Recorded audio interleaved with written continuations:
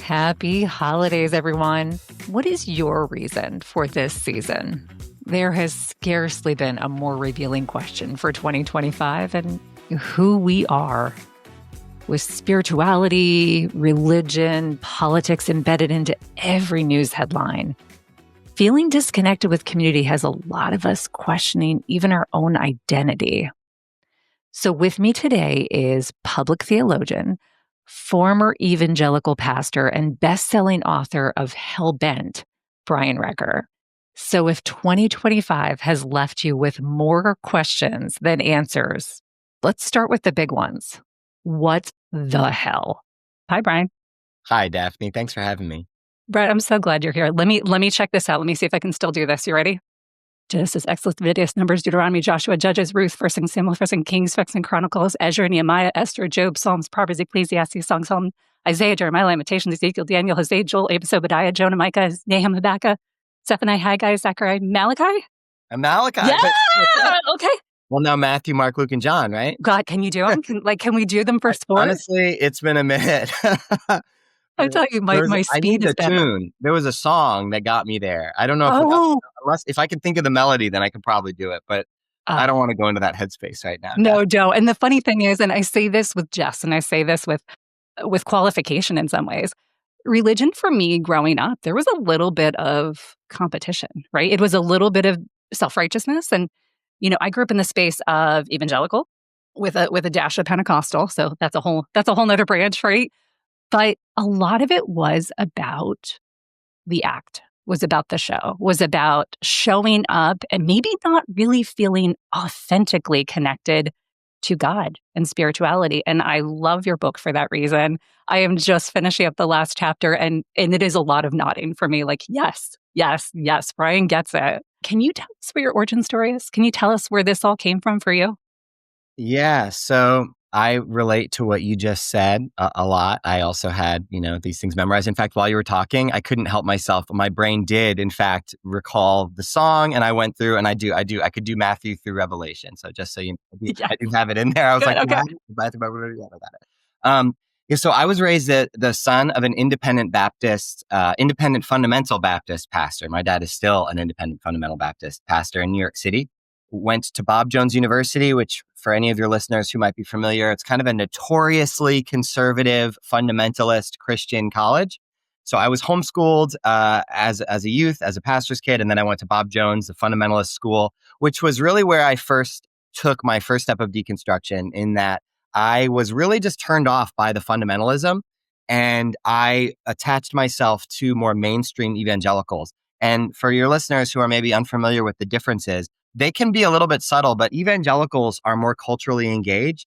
Fundamentalists are all about separating from culture. And so we did not even listen to contemporary Christian music. Anything with like a drum beat was worldly, no beer, no tattoos. My dad's a teetotaler, really no cultural engagement of any kind. I couldn't go to the movie theater, stuff like that.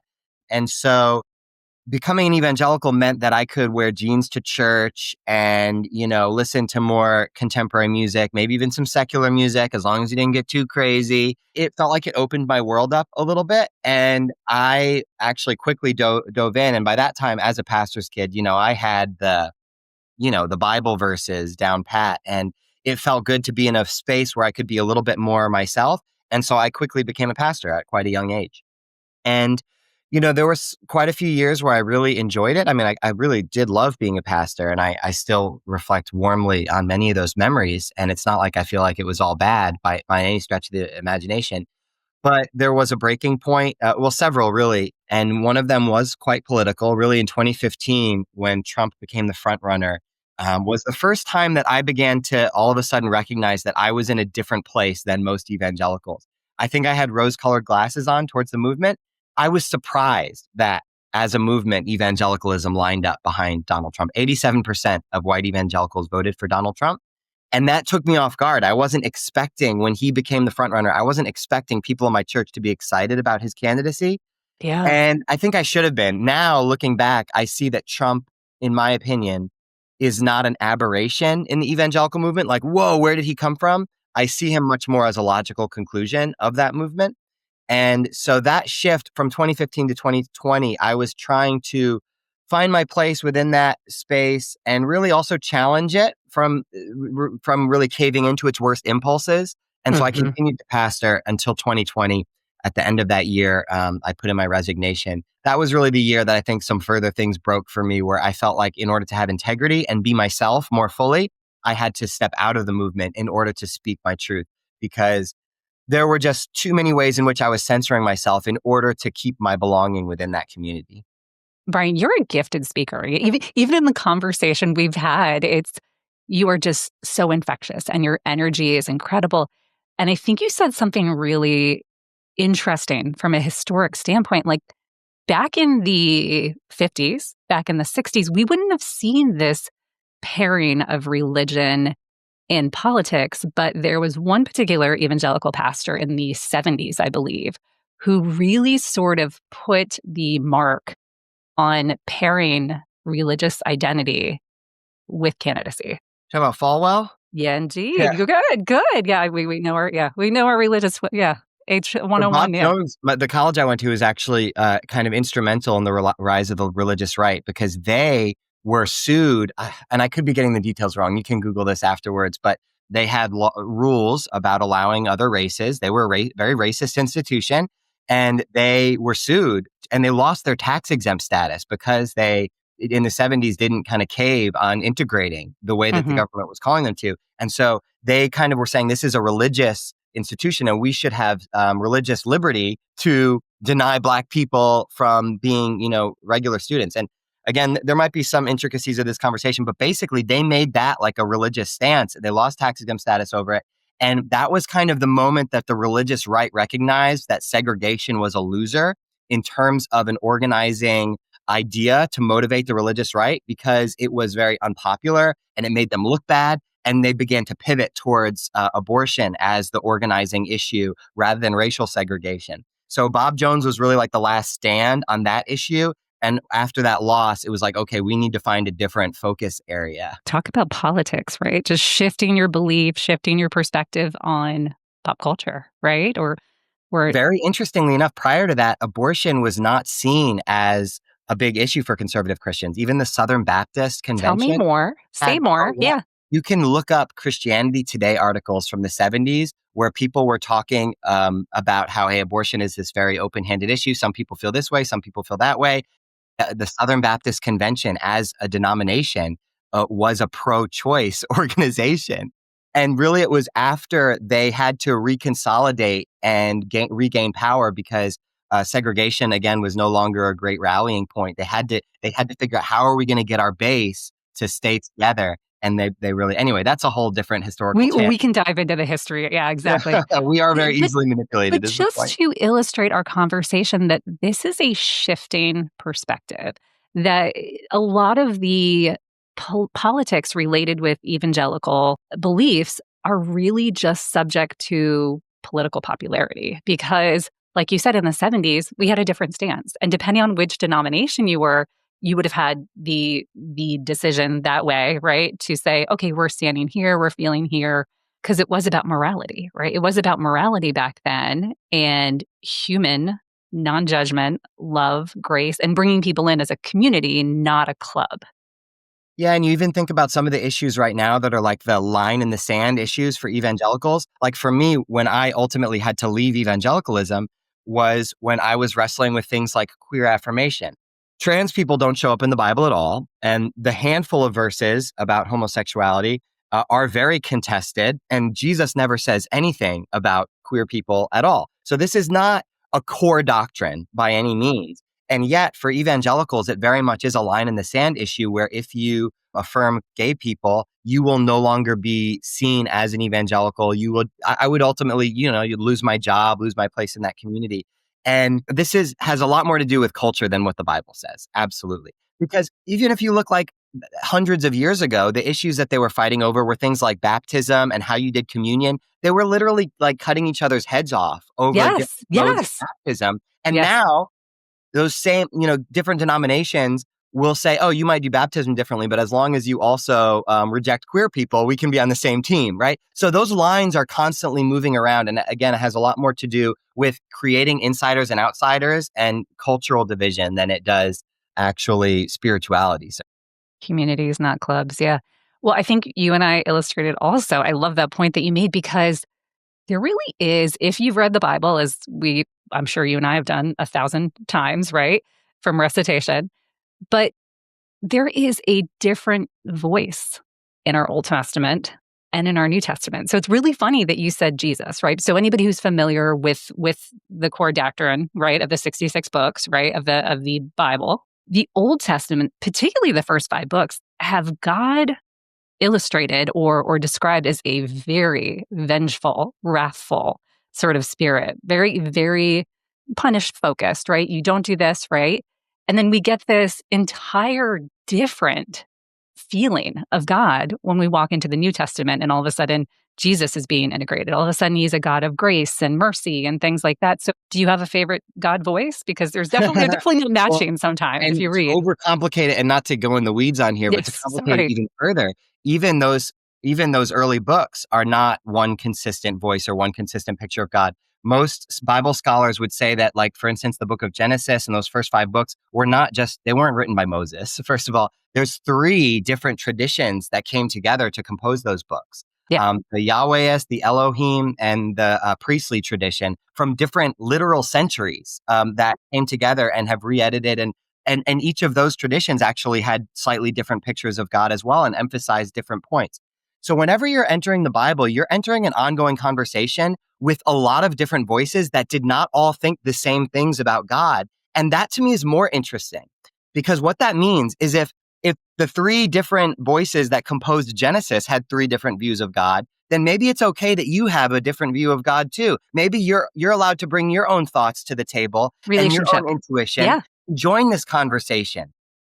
I love that you say that this is about your relationship. This is about your responsibility. There were, in Catholicism for a long time, you weren't allowed to have your own Bible, right? You had to hear from the pulpit if you wanted message, if you wanted validation, and you certainly didn't miss a Sunday in church, right? I think I missed one in my entire upbringing for chickenpox. I can't believe I was out for that April back in '88 or whatever it was.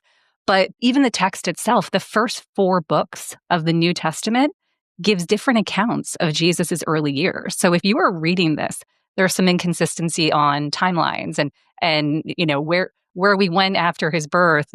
Was it Bethlehem? Was it Egypt? Was it? So here's the question. And the reason I'm bringing up all these details is because I'm trying to draw some curiosity for the listeners.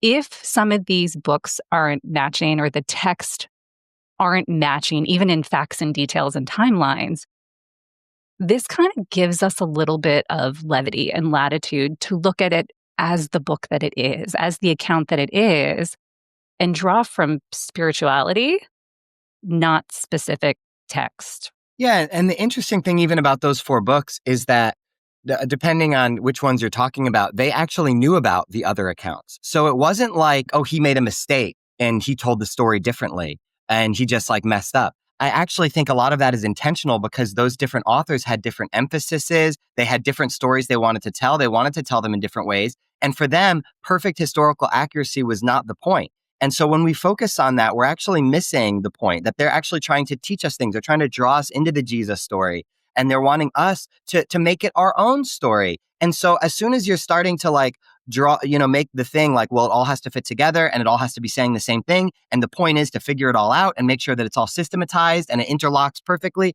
You are actually missing the point you're missing the point of spirituality, I think. Yes. I love that. I love that you said that these are storytellers. These are like people who are giving their account and speaking from their own spiritual depth. Because the reason I said and I was referring to Matthew, Mark, Luke, and John, like it is true as storytellers, different values of their experience with Jesus. It had to pair that way in order for us to get that full introduction from their perspective. And a great example of this, actually, just to pivot to the hell topic. Yes. For a second, I was going to say, yep. So I don't believe that hell is a real place. I believe hell is a spiritual metaphor. And one of the things that I'll get from people when I say that as pushback is, well, you have to believe in hell because Jesus talked about hell more than anybody.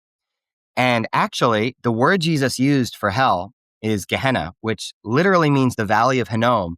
And interestingly, Matthew is the primary author that uses this word. It only shows up I think once in Mark and doesn't show up in Luke or John at all. The reason I think Matthew does that is Matthew was writing to a Jewish audience, and the Jewish people would have kind of understood better than Gentile people what was happening there, because Jesus borrowed that metaphor from the prophet Jeremiah, the Hebrew prophet Jeremiah, who spoke of the Valley of Hinnom as a valley of slaughter after the Babylonians destroyed Jerusalem and the temple 600 years before Jesus. And so Jesus, as a Hebrew prophet, was using that metaphor in a similar way. And Matthew knows that this will make sense to the Jewish people who had just experienced the destruction of the temple and Jerusalem by Rome in AD 70. So when Matthew was writing after Jesus's life, there had been a cataclysm of their own lives. And so he's writing into their experience and using language that they would be familiar with that will help them understand their universe and their world and what just happened to them. And that's the power of story. But when we take that and we make it this punishing spiritual sort of thing, we weaponize this language against people that were not even there, that maybe don't fully understand the context. And especially, like, again, even a translation issue, that instead, when you see that word in the Bible, you don't see the Valley of Hinnom, you see hell. And you don't think of a slaughter of a real world people outside of the gates of Jerusalem. You're thinking of a fiery inferno in the afterlife. Revelations, yeah. So the context does matter. Thank you for saying that. And the reason that I've got just a little bit into the details is a lot of us haven't read the book. And so it's really easy to assume or go along with what we're being told. And I love that we're growing this curiosity with actual fact. Now, here's my big question for Brian. You had this big don't fucking shrink moment in your career. What did that look like? What did that feel like for you? Yeah, I think I've had a few moments like that. Definitely resigning was a big one. I hear from a lot of people who leave the church because they were personally excluded in some way, in order to maybe, if you're queer, coming out of the closet for a lot of people is a lot of the times the moment that causes them to leave. Or maybe a woman who's in the church and she's in a church where she's being told that in order to really be fulfilled, she has to be a housewife, or she has to submit to her husband in a particular way in order to find her identity as a woman. And that no longer fits her, so she has to leave. For me, as a cis, straight, white guy, I was in systems that actually were designed for me. But I recognized that these systems, while they suited me quite well and were platforming me and giving me privilege within that system, they were not designed for everybody. And we were leaving a lot of people out. And I became increasingly uncomfortable with that. And so for me, it was an act of divesting from systems that were inherently exclusionary and oppressive. And also recognizing that that did not reflect the posture of Jesus or the spirituality of Jesus.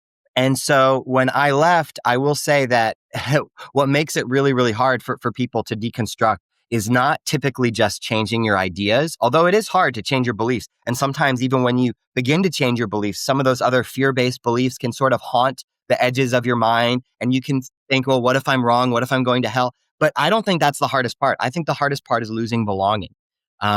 Community. For me and for many identity. people, these church communities were our whole relational network. I mean, for me, there was the added element of I was receiving a salary from the church. But for even if you're not a pastor, even if you're just a member, those are the people who were there when your kids were born, who helped you move. Yes. Yeah. A lot of times you don't know a lot of people outside that network.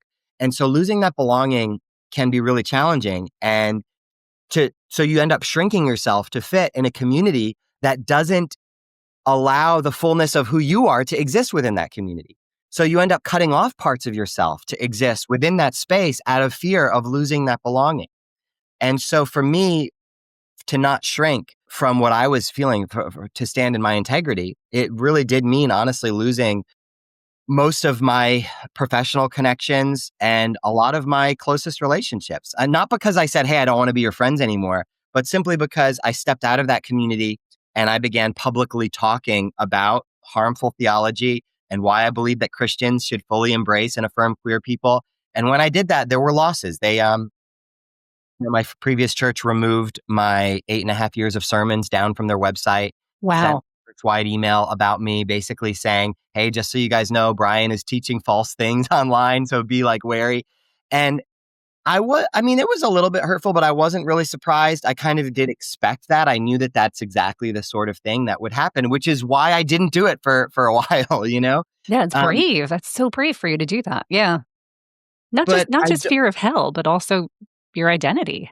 Yeah, but it's never, you know what I tell people all the time who are on the fence about this, because I do hear people ask me all the time, how do you, get the courage to take that step? Maybe they're still in a church where they know that they should probably leave, whether because they're having to cut off parts of themselves to belong, or they know that they're a part of something that is hurting other people and they don't feel that that reflects their heart anymore.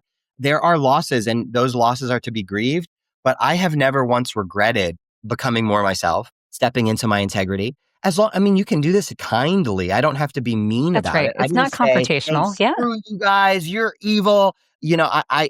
I'm just saying, "Hey, this is not personal. This is my journey, and I am trying to step closer and closer to love." And if you are having to actually silence your conscience in order to belong in a community, it is not worth it. Right there is the soundbite in my mind. And thank you for illustrating also that your experience as a cis white male is incredibly different than my experience was as a female. I mean, I can't tell you the other constraints that came in as a teenage girl about having to do ceremonies to protect my purity. There was a lot of purity culture there. And it was almost as if as a woman, your value, Speaker of the House, your value was entirely placed on two things: your purity, or the definition of purity for this, and also it brought us back into the century that the father was the decision maker for what was ahead for me, and it was so hard to live in that circle. You have kids too.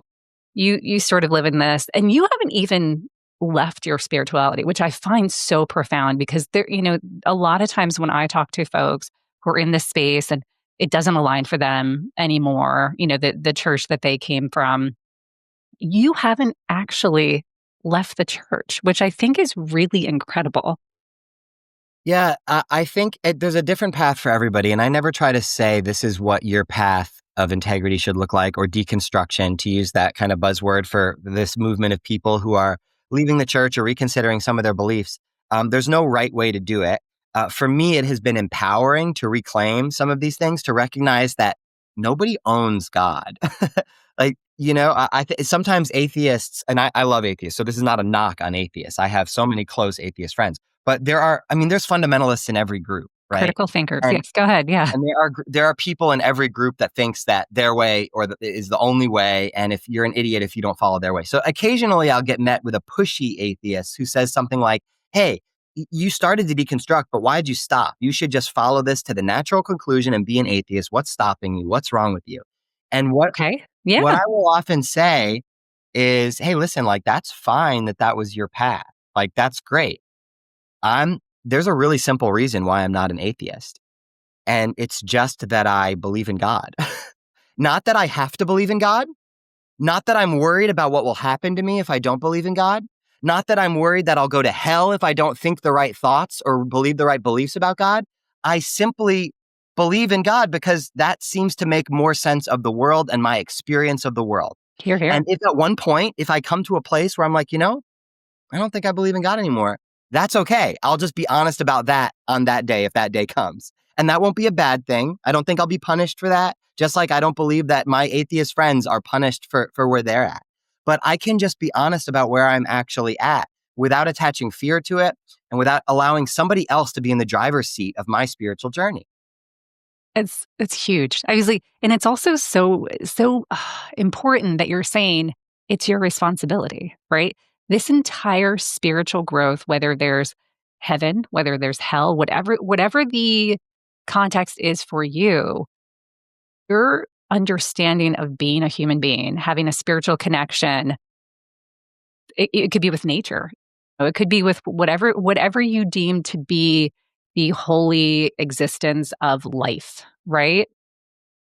So here's my question, other than how many times have you been saved, Brian? Because I Yeah. think, have you counted? Have you lost? 347. Yeah. Yeah. Basically, yeah. Start early, right? What was it like to remove that judgment, to remove that piece of someone else tells me where my spirituality lies? Yeah, so liberating. And it's not only about hell. My book is about hell because for me, that was a really big part of that. Yes. Because I will say that hell makes it really difficult to question some of those things. If you think that the main point of religion and spirituality is being on the right team, believing the right things, being on the right side, being one of the insiders, and my spiritual safety is found by, okay, I prayed the right prayer, I believe the right things about Jesus, he's God, he died for my sins, my boxes are checked, so I'm good for the afterlife. When you have that framework, it's really hard to question the frame because to change your mind about those things means that now you're spiritually unsafe. You might be punished. You might go to hell.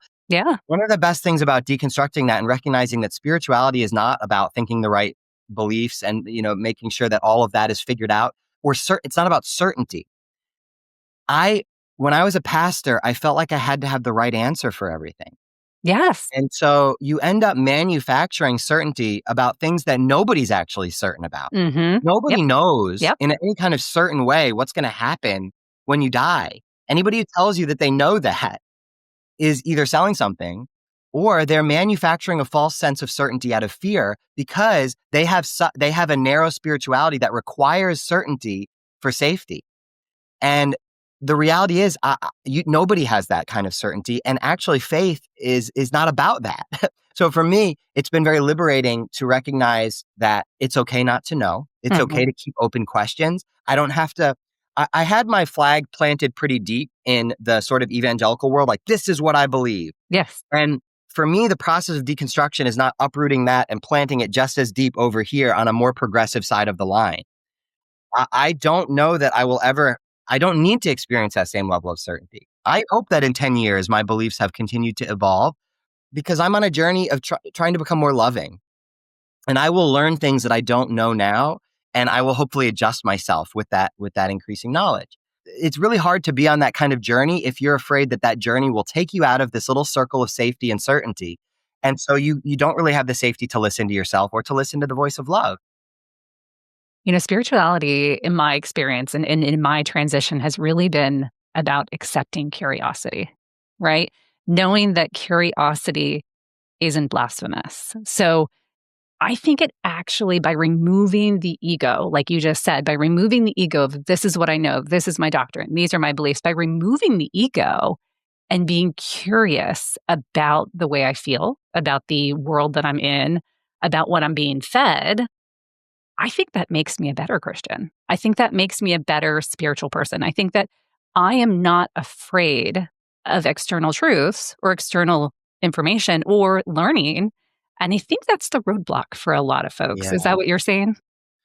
Yeah, I think so. When, I was, this was instilled in me from a very young age. You probably similar to me, we learned about God being told that, God was holy. We were separated from God. We had to believe certain things or we would go to hell. I learned about hell at the same time that I learned about God. And my relationship with God really did begin with fear that okay, I have to make sure that, you're on the right side of God or you're going to hear depart from me. I never knew you. Like these consequences very high. It makes it hard to really use your imagination to think that your thoughts about it might matter because you're so worried about conforming to this structure that you're being handed. So you're not really thinking about what do I think about this and what actually causes my spirit to bloom with love. That was not the primary question. We were just worried about making sure that we were in. And that is fear driving you. And fear does not lead you into love. It doesn't lead you into a secure attachment either with God or with yourself. And so, yeah, I think that there are probably a lot of people who might even be hearing this right now. And if you were raised in this and maybe have had a hard time breaking out of it, it might even feel unsafe to even have this conversation or to be thinking these thoughts. I think you said it really well in your book that the best relationships lead to growth, right? And whether that's your relationship with God or a partner or your community, it's really about growth. It's about being safe, feeling safe to be curious, to grow, because the opposite of that is sort of that gaslighting, right? That's the relationship where don't question me, don't question me. And a lot of times we get that sort of relationship in the church, in that community, is that if you ask questions, we may not love you anymore. You may not get to come with us. Or as Kirk Cameron did to all of us, he'll leave us behind, right? Right. Yeah.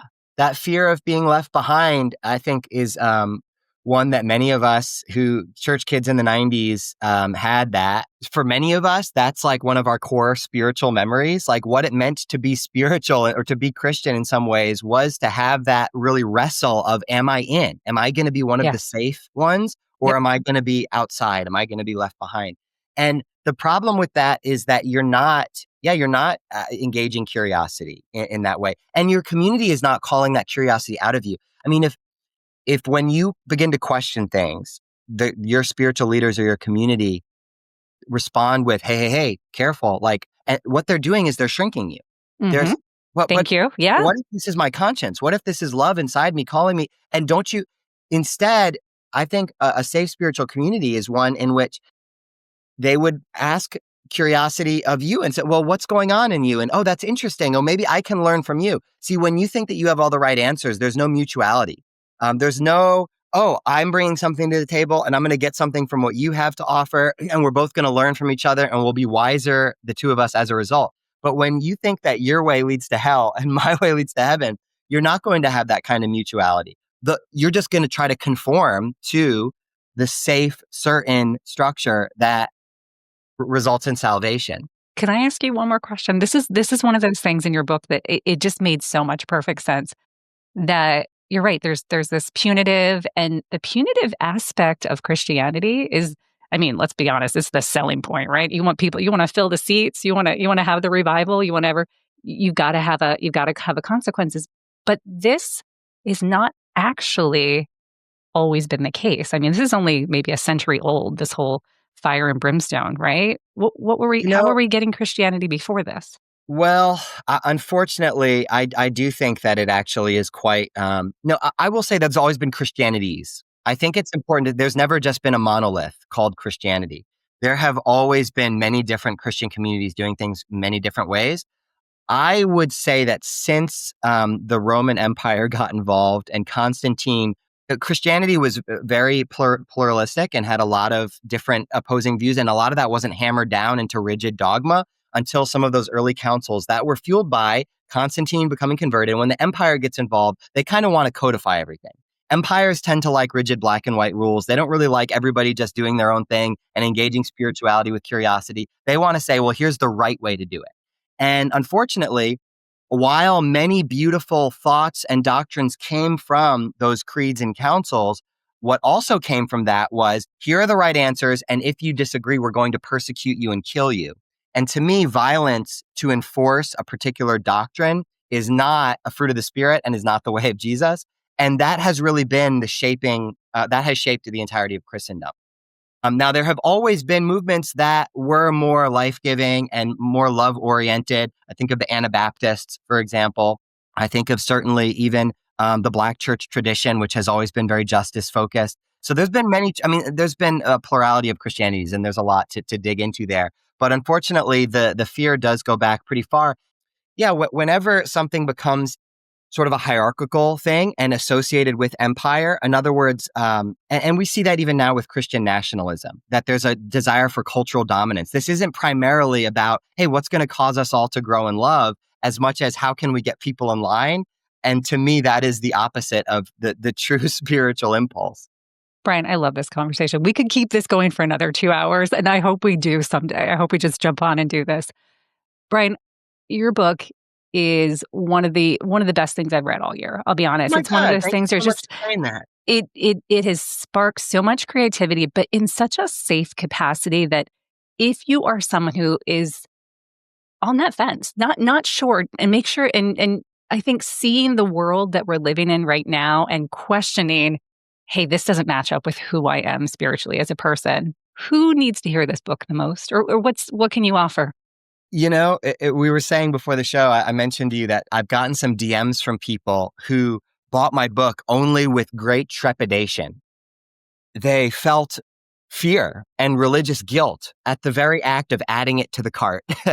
And one girl DM'd me and said, I had to trick myself and tell myself that I could buy the book and read it, and I don't have to agree with all of it, but I'm still allowed to expose myself to the information. So true. So she had to tell herself that to get her into the headspace where she could even allow herself to buy the book.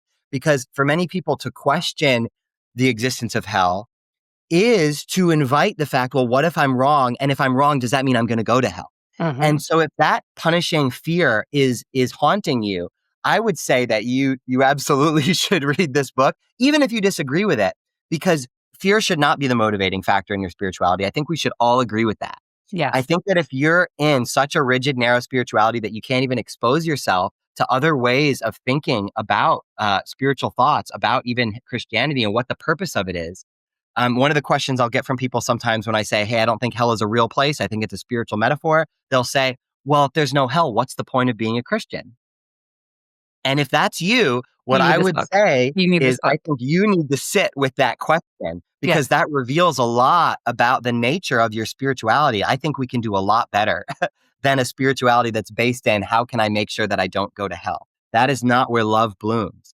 And so I would say if any of those questions kind of resonate with you and you feel that your spirituality was shaped by that fear, there's a quote I use in the book from Richard Rohr. He says, you never meet the true God in fear. How you get there is where you end up.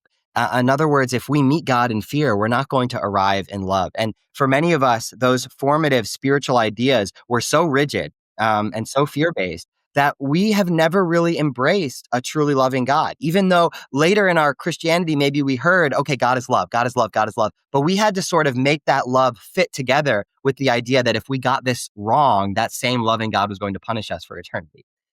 And I think we've got work to do. And I want to help people unspool this. And so, I hope that I've written a really approachable book to kind of help us work through some of our fear. It is. And if people are curious or honest and they don't know where to turn first, because maybe the community that you're in right now doesn't feel safe, but this is a book. This is your opportunity to, you don't have to tell anybody you're buying it, right? You don't have to. But if you are curious, even to the nth degree, about something that does not feel right to you, something that's not connecting for you, maybe Christianity isn't even your faith. Maybe it's Muslim, maybe it's Jewish, whatever the case may be. There is so much to gain from our understanding of where spirituality really comes from and how we really grow in spirituality when we become curious. Brian, thank you for your leadership. And thank you for not fucking shrinking, right? Because this could be scary, but you were designed for this. You were meant for this leadership. So thank you so much for being here. Thank you for talking to me. I'm getting a little teary here too. This is very powerful. And I hope that if you know somebody who would really benefit from this episode and needs to hear this, or, maybe you want to start the conversation with them, go ahead and share this episode and subscribe, let us know, because when you don't fucking shrink, you finally find your truth and you do not need to be palatable. Thanks everybody for coming. Thanks for joining the conversation. Brian, thanks for being here. Thanks, Daphne.